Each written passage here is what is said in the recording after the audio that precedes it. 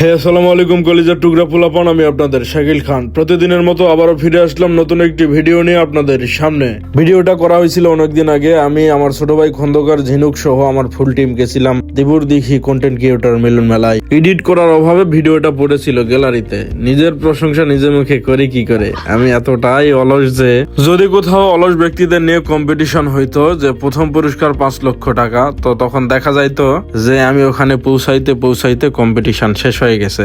তো যাই হোক, আমি আমার ছোট ভাই খন্দকার ঝিনুক সহ আমাদের ফুল টিম প্রায় 15-20 জন আমরা ভাতশা স্কুল থেকে রওনা দিলাম দিবুর দিঘি কন্টেন্ট ক্রিয়েটর মিলন মেলার উদ্দেশ্যে। তারপর দীর্ঘ পথ পাড়ি দেওয়ার পর আমরা সেখানে গিয়ে পৌঁছালাম। পৌঁছানোর পর তারা আমাদেরকে ফুল দিয়ে বরণ করে ভিতরে প্রবেশ করালো। প্রবেশ করার পর দেখলাম খুব বড় অনুষ্ঠান নয়, ছোটখাটো অনুষ্ঠান, কিন্তু আমাদের জন্য আটকে আছে। তো আমরা যাইনি, এই জন্য তারা অনুষ্ঠান শুরু করে নাই, কারণ আমাদের যাইতে তো অনেক দেরি হয়েছে। আর দেরি হওয়াই স্বাভাবিক, কারণ আমাদেরকে অনেক পথ পাড়ি দিয়ে সেখানে যাইতে হয়েছে।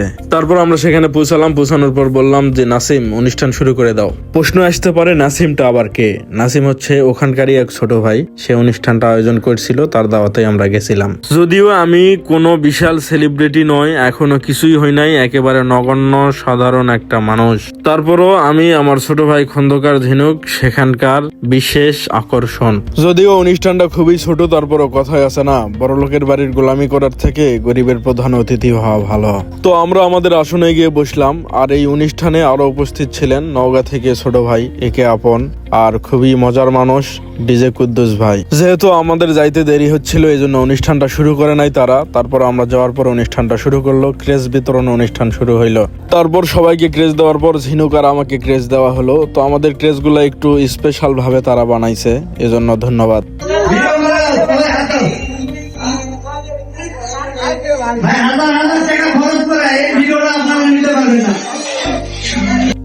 ধন্যবাদ ডিজে কুদ্দুস ভাই। কুদ্দুস ভাইয়ের সুন্দর উপস্থাপনায় শেষ হয়ে গেল ক্রেজ বিতরণী অনুষ্ঠান। তারপর অনেকক্ষণ ধরে ওয়েট করে আছে, অনেকেই দূর দূরান্ত থেকে আসছে, সবাইকে ক্ষুধা লাগছে, সবাইকে খাইতে দেওয়া হলো।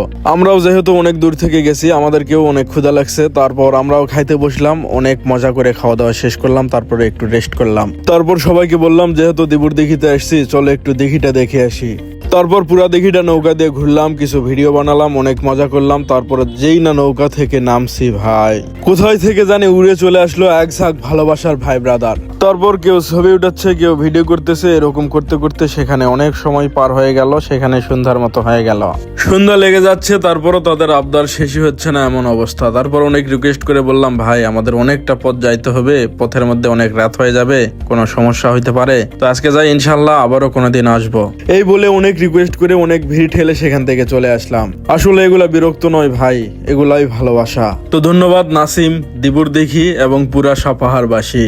আপনারা খুবই ভালোবাসা দিছেন। এত ভালোবাসা দিবেন কখনো আশাই করি নাই। আপনারা খুবই ভালো মনের মানুষ, আপনাদের জন্য এক বুক ভালোবাসা। তো আজকের ভিডিও এই পর্যন্তই। যদি ভিডিওটা ভালো লাগে অবশ্যই লাইক কমেন্ট শেয়ার দিয়ে পাশে থাকবেন। আবারও দেখা হবে নতুন কোনো ভিডিওতে। ততক্ষণ সুস্থ থাকবেন, ভালো থাকবেন। আল্লাহ হাফেজ।